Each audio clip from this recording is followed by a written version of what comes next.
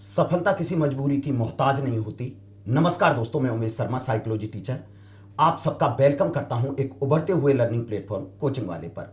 जैसा कि फ्रेंड्स, आप सबके कॉल मैसेज आते हैं कि साहब हम किस तरीके से तैयारी करें, किस तरीके की हमारी रणनीति होनी चाहिए, हमारे पढ़ने का तरीका क्या होना चाहिए, एग्जाम के टाइम पर हम किस तरीके की प्रिपरेशन करें। तो दोस्तों, इसी कड़ी के अंतर्गत मैं आपसे एक मिलवाने वाला हूं एक बहुत प्रतिभाशाली छात्र रितेश से, जो आपको अपने सारे अनुभव आपके लिए बताएंगे। ठीक है फ्रेंड्स, अब हम बात करेंगे रितेश जी से। जी नमस्कार, मैं रितेश कुमार स्वामी, जिला अलवर, तहसील रैनी, गांव डोरोली का निवासी। जैसे कि आपने अभी सर का संभाषण सुना, मैं सर का एक नियमित तौर पे ऑनलाइन प्लेटफॉर्म से जुड़ा हुआ विद्यार्थी रहा हूं। इनके द्वारा मुझे जो मार्गदर्शन मिला बेहद ही महत्वपूर्ण मिला, और वो भी परीक्षा के महत्वपूर्ण समय में, जो कि एक बेशकीमती बहुत ही महत्वपूर्ण होता है। जहां आपका जीवन हिलोरे मार रहा होता है, वहाँ सर से मुझे मार्गदर्शन मिला जो मेरे जीवन में बहुत ही महत्वपूर्ण रहा। वहाँ से मैं कहीं से कहीं जा सकता था, मुझे आज ऊंचाइयों पे लाया है, तो ये सर की बदौलत। रितेश जी, जैसा कि हम देखते हैं कि बच्चे तैयारी कर रहे हैं, काफ़ी उनको मेहनत करनी पड़ती है, काफ़ी स्ट्रगल करना पड़ता है। तो रितेश जी, मैं आपसे जानना चाहूँगा कि आपने यहाँ तक पढ़ाई करी, तो आपके पढ़ाई करने का सफ़र किस तरीके का रहा, एक बार बच्चों को बताएं आप। मेरा सफ़र, वैसे तो मैं एक साधारण से परिवार बिल्कुल। में जन्मा हूँ। साधारण भी क्या कहें, एक निम्न स्तरीय परिवार में जन्मा हूँ। मेरे बचपन में मैं बहुत छोटा था तब मेरे पिताजी गुजर गए थे। मेरी माँ ने मजदूरी करके जैसे तेरे से हमारा पेट पालन किया, और हमें शिक्षा की गुणवत्ता के लिए हमें पढ़ाया लिखाया, और उनका बहुत महत्वपूर्ण योगदान है हमारे जीवन में कि उनकी बदौलत आज हम कहाँ से कहाँ तक पहुँच गए। बड़े भाई साहब, उनको भी पढ़ाया, उन्होंने भी गवर्नमेंट जॉब में आज टीचर हैं वो। उनका मार्गदर्शन मिला, उसी हिसाब से वैसे सामान्य शिक्षा प्राप्त की। शिक्षा प्राप्त करने के बाद जब उच्च शिक्षा की तरफ मैंने कदम अच्छा, बढ़ाया। आपकी प्राथमिक शिक्षा कहाँ हुई रितेश जी, एक बार बच्चों को आप प्राथमिक बताएं। शिक्षा सर मेरे गांव में ही हुई थी। एक गांव का मेरा उच्च प्राथमिक विद्यालय था, उसी में मेरी प्राथमिक शिक्षा हुई। उसके बाद गवर्नमेंट विद्यालय था, गवर्नमेंट विद्यालय में मेरी सेकेंडरी एजुकेशन हुई। उसके बाद उच्च प्राथमिक शिक्षा मेरी राजगढ़ में हुई, जय दुर्गा सीनियर सेकेंडरी विद्यालय से, राजगढ़ से। रितेश जी, जैसा कि मैं बच्चों को बता देता हूं, मुझे बताते हुए बड़ा हर्ष हो रहा है, बेहद खुशी हो रही है कि रितेश के आपके रीट 2021 के अंतर्गत 140 मार्क्स हैं 150 में से। ठीक है, तो रितेश जी, आप इतने प्रतिभाशाली बच्चे रहे, शुरू से ही आपने इतना अच्छी तरीके से पढ़ाई करी, 150 में से 140 अंक लाना एक बहुत बड़ी, मैं कह सकता हूं, एक रणनीति के साथ आपने पढ़ाई करी। मैं आपसे जानना चाहता हूं कि आपने केवल टीचिंग को क्यों चुना। आप मास्टर बन करके बच्चों की सेवा कर रहे हो, चलो आप करोगे, लेकिन आपने टीचिंग को क्यों चुना, ये बच्चों को एक बार आप बताएं। मैं सर के सवाल का एक बार जवाब दूंगा। उससे पहले मैं बताना चाहता हूँ कि सर ने बताया कि मैं एक प्रतिभाशाली छात्र हूँ। वैसे तो सभी प्रतिभाशाली होते हैं, मैं एक सामान्य छात्र हूँ, सभी प्रतिभाशाली होते हैं, बस अपने आप को समझने की आवश्यकता होती है। बिल्कुल, आवश्यकता होती है अपने आप को समझने की, अपने आप को निखारने की। प्रतिभाशाली सब होते हैं। अब सब सर के सवाल का जवाब देना चाहूँगा। मैंने उच्च शिक्षा प्राप्त की। उच्च शिक्षा के बाद मैं जैसे ही एक असमंजस की स्थिति होती है कि अब क्या करें, मैंने कक्षा 12 विज्ञान वर्ग से की। उसके बाद बीटेक करें, एमटेक करें, इंजीनियरिंग में जाएं, क्या करें, कुछ समझ नहीं आता है। लेकिन मुझे शिक्षा का मार्ग बहुत ही बेहतर लगा, क्योंकि मेरे बड़े भाई साहब वो भी शैक्षिक क्षेत्र से जुड़े हैं। बिल्कुल। और इसके साथ ही मैंने जब शिक्षा प्राप्त की तो मुझे लगा कि ये नन्हे मुन्ने बालक हैं, तो आज के बालक समाज में एक गलत दिशा की ओर जब जा रहे हैं, उनको समझाने के लिए, उनको रोकने के लिए, छोटे छोटे बच्चे देखो कितने गलत उनमें सभ्यता आ गई है। गाँव में देखो, शहरों में देखो, मोबाइल का है, थोड़ा पता नहीं क्या क्या उनमें गलत कुरीतियां पनप रही हैं। उनको रोकने के लिए, उनको समझाने के लिए, समाज को मार्गदर्शन एक शिक्षक के द्वारा बेहतर तरीके से प्राप्त हो सकता है। उसके लिए मैंने उसको समझते हुए, परिस्थितियों को ध्यान में रखते हुए शिक्षा के क्षेत्र में जाने का फैसला लिया। ठीक है रितेश जी, मैं आपसे जानना चाहूँगा कि आपके 140 अंक हैं, जो मैं कह सकता हूँ एक बहुत बड़ा अचीवमेंट है। यहाँ तक बच्चे पहुँचने के लिए बहुत मेहनत करनी पड़ती है। एक बार बच्चों को आप बताएं कि वास्तव में आपने पहले भी इस तरीके का एग्जाम दे रखे हैं, या आपका इस तरीके का पहला एग्जाम था, जो मतलब किस तरीके से आपने तैयारी करी, इसके लिए मैं जानना चाहूँगा कि ये आपका कौन सा अटेम्प्ट था। सर वैसे तो रीट में तो मेरा प्रथम ही अटेम्प्ट था। अच्छा। लेकिन इससे पहले मैंने 2 सीटेट के एग्जाम दिए थे। अच्छा। उससे पहले मैं जयपुर आ गया था 2016 में, तब मेरी विशेष शिक्षा में डिप्लोमा चल रहा था। तो 2018 वाली भर्ती चल रही थी, तो तब मैंने यहाँ आके देखा जयपुर में, तो रीट के प्रति छात्रों का इतना भयानक, इतना डरा हुआ माहौल बना हुआ था, जिसके देख के मुझे लगता था कि पता नहीं क्या, कौन सा एग्जाम है, ऐसा डर का वातावरण क्यों बना हुआ है। तो मैंने सीटेट की तैयारी की। सीटेट की तैयारी करने के बाद मैं थोड़ा जुड़ा रहा इन चीज़ों से, तो मुझे समझ में आया कि ऐसा कुछ डर का वातावरण नहीं है, ये लोग अपने आप में खुद से डर का वातावरण बनाते हैं। बिल्कुल। प्रथम अटेम्प्ट था मेरा रीट में। ओके। बिल्कुल। रितेश, एक बार बच्चों को ये बताएं कि रीट 2022 एग्जाम आ रहा है जो जुलाई में है। जी सर। 23-24 जुलाई को एग्जाम है बच्चों का। एक बार उनको ये बताएं कि उनको आप क्या संदेश देना चाहेंगे, किस तरीके से वो पढ़ाई करें। और चूंकि आपके 140 नंबर हैं तो आप इसको बहुत बेहतर तरीके से बता सकते हैं, बहुत अच्छे से बता सकते हैं।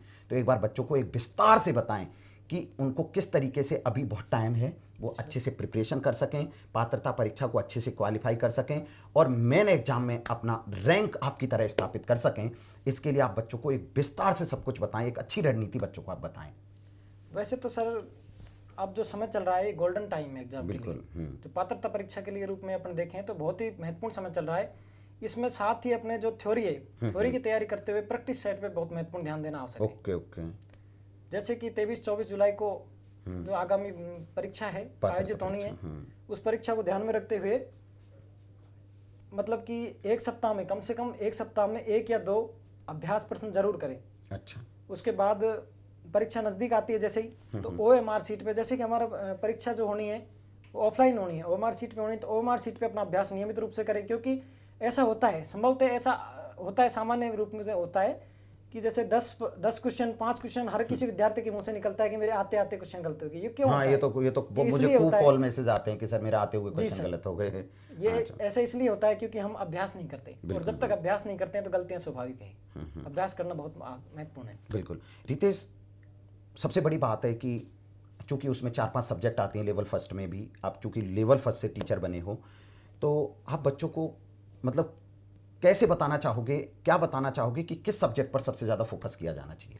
वैसे तो सभी सब्जेक्ट महत्वपूर्ण है, सभी को साथ में लेके चलें तो बहुत अच्छा है। लेकिन कई बार क्या होता है, विद्यार्थियों की स्थिति असमंजस की हो जाती है और उनका थोड़ा डर का माहौल बन जाता है। उनको सबसे तो ज़्यादा महत्वपूर्ण है कि एक मनोविज्ञान एक ऐसा विषय है शिक्षक क्षेत्र में, हमारे रीट के संबंधित बात करें तो, कि जब तक मनोविज्ञान समझ नहीं आएगा तब तक आप और कोई विषय नहीं पढ़ सकते। मतलब आपका कहने का मतलब है कि साइकोलॉजी पढ़ करके आप अन्य सब्जेक्ट को भी मजबूत कर सकते हो। ऐसे इसलिए बोल रहा हूँ सर, क्योंकि मनोविज्ञान जब तक समझ नहीं आएगा तो वो और विषय को नहीं पढ़ने देगा। मनोविज्ञान जब समझ में आ जाएगा, और मनोविज्ञान को पढ़ना नहीं है, मनोविज्ञान को समझना है। बिल्कुल बिल्कुल। बेसिक रूप से संबंध जोड़ते हुए, जैसे कि जीन पियाजे की बात करें तो जीन पियाजे की विचारधारा को समझना है, सिद्धांत को नहीं समझना, विचारधारा को समझना है। जिस दिन आप जीन पियाजे की विचारधारा को समझ जाओगे, आपको सिद्धांत समझने की आवश्यकता ही नहीं रहेगी। सिद्धांत को आप स्वाभाविक रूप से अपने आप समझ चुके होंगे।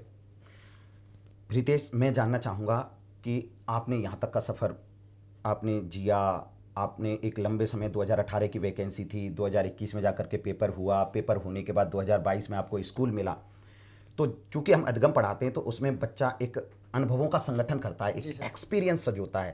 आपका किस तरीके का एक्सपीरियंस रहा है इस एग्जाम से संबंधित, आप मुझे बताएंगे? एक लंबा टाइम आपने जिया। सर बहुत लंबा टाइम हुआ है, क्योंकि 2019 में हमारी भर्ती आनी थी, जो आते आते 21 में भर्ती आई।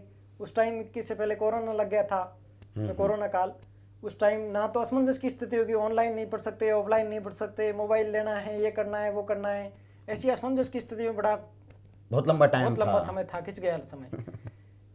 अब इसमें ऐसे है सर कि ये जो एक हमारे राजस्थान में कहीं भी बात करें तो एक बेहद ही स्थिति गंभीर है बेरोजगारी को लेकर, कि एग्जाम हुए या तो एग्जाम बहुत लेट होते हैं, एग्जाम हो भी जाता है तो उसके बाद रिजल्ट के लिए इंतजार करना पड़ता है, और फिर पेपर रद्द हो जाते हैं, पेपर रद्द हो जाते हैं। और जैसे सेकंड लेवल वालों के साथ हुआ। जी सर, बिल्कुल बिल्कुल। ये बहुत गलत है, ये ऐसा नहीं होना चाहिए। बहुत मेहनत करने के बाद मजदूरी करके कैसे माँ बाप पढ़ाते हैं बच्चों को, खेती करके पालन पोषण करके पढ़ाते हैं, उसके बाद लास्ट में क्या मिलता है, पेपर रद्द हो जाता है। तो ऐसी परिस्थिति नहीं आनी चाहिए, पेपर लीक नहीं होने चाहिए। रितेश, मेरा अगला सवाल आपसे है, आप बच्चों को बहुत अच्छी तरीके से इन चीज़ों के बारे में बता रहे हो क्योंकि बहुत अच्छे मार्क्स हैं, आपने बहुत अच्छे से इन चीज़ों का एक्सपीरियंस लिया है। मुझे एक चीज़ और बताएं आप, मेरे बच्चे कई बार पूछते हैं, जैसे एग्ज़ाम के 10 दिन रह जाते हैं, 15 दिन रह जाते हैं, तो बच्चे बहुत डरे डरे से महसूस करते हैं, बहुत सहमे महसूस करते हैं। बच्चे बोलते हैं सर मुझे बहुत डर लग रहा है एग्ज़ाम के बारे में, मुझे बहुत डरा हुआ हूँ, बहुत डरी हुई हूँ, इस तरीके के मेरे पास कॉल मैसेज आते हैं। 10 दिन पहले आपके पढ़ने की तरीका किस तरीके का होना चाहिए जिससे आपकी संवेगात्मक परिपक्वता है वो मजबूत हो जाए, आप में इमोशनल रूप से बहुत मजबूत हो जाएं? 10 दिन पहले की रणनीति आप इन बच्चों को आप बताएं। सर मैं माफ़ी चाहूँगा, आप 10 दिन पहले का समय पूछ रहे हैं, लेकिन मैं पिछले 2 वर्ष का समय बताऊँगा। क्योंकि जब हम तैयारी करते हैं तो 10 दिन को लेकर तैयारी नहीं होती है, तैयारी के लिए 2 वर्ष का समय चाहिए कम से कम। जो अच्छी तैयारी है समझने के लिए 1 वर्ष का तो चाहिए। जब जिस दिन से आप तैयारी कर रहे हैं, हम तैयारी कर रहे हैं, तब से ये सोच के नहीं चलना कि हमें सिलेक्शन लेना है, सिलेक्शन नहीं लेना, हमें सिलेक्शन जाने नहीं देना है। बस ये बस। सोच के तैयारी करना है कि कैसी भी विषम परिस्थितियां आए, मैं बीमार हो जाऊं, मेरी कैसी भी विषम से विषम परिस्थितियां आए, समय प्रतिकूल हो मेरे, कैसा भी समय हो, लेकिन मेरा सिलेक्शन नहीं जाना है। ये सोच के आप तैयारी करोगे तो ना तो डर होगा मन में, ना कुछ होगा, बस होगा तो आपका एक जज्बा, जुनून और आपका एक मोटिवेशनल चेहरा। वो रितेश जी, वो तो आपके चेहरे से और आपकी बातों से सब कुछ मुझे लग रहा है बहुत अच्छी तरीके से। अच्छा, मैं एक अगला सवाल, एग्जाम के लिए आपको 2.5 घंटे मिले जी सर। और इस 2.5 घंटे में आपने किस तरीके से क्वेश्चंस को अटेम्प्ट किया कि आप एक इतना बेहतर स्कोर कर पाए, क्योंकि नेगेटिव मार्किंग है जी नहीं सर। पात्रता परीक्षा जी के सर। अंतर्गत। जी सर। तो आप इन क्वेश्चंस को किस तरीके से इनको अटेम्प्ट कर पाए, किस तरीके से उन क्वेश्चंस को फेस कर पाए कि आप इतना लंबा स्कोर कर पाए, जो बड़ा गौरवान्वित करता है हमको भी। तो एक बार बच्चों को आप बताएं। वैसे सर बोलते हैं सामान्यतः लोग कि सबसे प्रथम में मनोविज्ञान को नहीं करना चाहिए, ऐसा ही डर मेरे मन में भी था। तो मैंने क्या हुआ कि जो सब बोलते हैं इनको प्रैक्टिस सेट जो अपन बोलते हैं, अभ्यास प्रश्न, उनमें आजमा लिया था। अभ्यास प्रश्न जब करते हैं तो सबसे पहले बोलते हैं गणित को करना चाहिए, तो मैंने गणित को भी करके देख लिया अभ्यास प्रश्न में। मनोविज्ञान को करना चाहिए, मनोविज्ञान को भी करके देख लिया। सबको उस हिसाब से आप पहले ही आजमा लो। परीक्षा से पहले एक स्व परीक्षा, स्वयं की परीक्षा देख लो, आप स्वयं को आंक लो, प्रैक्टिस सेट करो, अभ्यास प्रश्न करो, तो उसमें आपको ये सब चीज़ें नोट करनी है। तो मैंने क्या किया, जब एग्जाम किया तो मैंने सबसे पहले मनोविज्ञान किया, क्योंकि मनोविज्ञान मेरा हृदय को चूमता हुआ विषय है। तो मनोविज्ञान सबसे पहले किया। उसके बाद मेरा इंटरेस्टिंग सब्जेक्ट हिंदी था, हिंदी किया, गणित किया, उसके बाद संस्कृत और ईवीएस किया। वैसे आपकी इच्छा है, आप जो सब्जेक्ट पहला करना चाहें बाद में करना चाहें, लेकिन ये कि आप अभ्यास प्रश्न करो। अभ्यास प्रश्न जब करेंगे तो स्वतः डर नहीं रहेगा, और जब डर नहीं रहेगा तो आपकी सफलता आपके चरणों में रहेगी। बिल्कुल बिल्कुल। रितेश, आपने बच्चों को बहुत सारी अच्छी चीज़ें बताई, आपने बहुत अपना सफ़र भी बताया। मुझे आप ये बताएं कि आपने यहाँ तक पहुँचने में आप इतने 140 अंक लाए, इसमें किसका योगदान मानते हैं, मतलब किसको श्रेय देना चाहेंगे, एक बार आप बच्चों को बताएं। वैसे तो सर श्रेय तो सभी का होता है, लगभग जिन जिन लोगों से हमने प्रत्यक्ष या अप्रत्यक्ष रूप से मदद ली है, उन सबका हमारे जीवन में बहुत ही महत्वपूर्ण योगदान होता है। वैसे तो उमेश जी सर का भी बहुत महत्वपूर्ण योगदान है।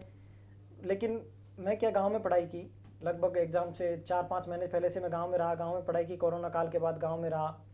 तो गांव में जो रहा मैं, तो मुझे खाना बनाना, चाय बनाना, पीना, कुछ भी जो भी है, जो मेरी माँ ने मेरा इतना महत्वपूर्ण मदद की, मुझे कुछ भी काम नहीं करने दिया, बस तो पढ़े जा, कुछ नहीं करना है तुझे तो पढ़े जा बस। तो उनका बहुत महत्वपूर्ण योगदान रहा है। मार्गदर्शन के रूप में सर हैं हमारे पास, इनका बहुत महत्वपूर्ण योगदान रहा है। मैं इनसे कॉल पे, मैसेज पे, क्लास में जुड़ा रहा, तो इन्होंने भी मेरा बहुत अच्छा मार्गदर्शन किया। बड़े भाई साहब हैं, उन्होंने मार्गदर्शन किया। आपके बड़े भाई टीचर हैं? जी सर।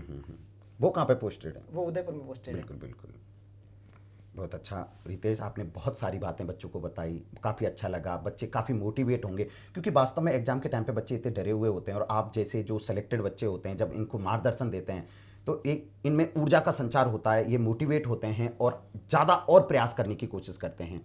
तो दोस्तों, इसी कड़ी के अंतर्गत मैं आपको ऐसे जो प्रतिभाशाली बच्चे हैं, जो अब प्रतिभाशाली तो क्या अब हम बराबर के हैं, टीचर बन चुके हैं, तो ऐसे विभिन्न प्रकार के जो टीचर्स हैं, जो सेलेक्ट हो चुके हैं, मैं समय समय पर आपको अवगत कराता रहूँगा। अंत में मैं सभी विद्यार्थियों, साथियों से एक बात बोलना चाहूँगा कि बदल जाओ वक्त के साथ, यह वक्त बदलना सीखो, मजबूरियों को मत कोसो, हर हाल में चलना सीखो। धन्यवाद। बहुत बढ़िया। तो दोस्तों, मैं इसी तरीके से ऐसे ही प्रतिभाशाली जो टीचर हैं, मैं आपको समय समय पर अवगत कराता रहूँगा और मोटिवेट आपको कराता रहूँगा। तो बिल्कुल दोस्तों, थैंक यू। अब दीजिए मुझे इजाज़त। धन्यवाद।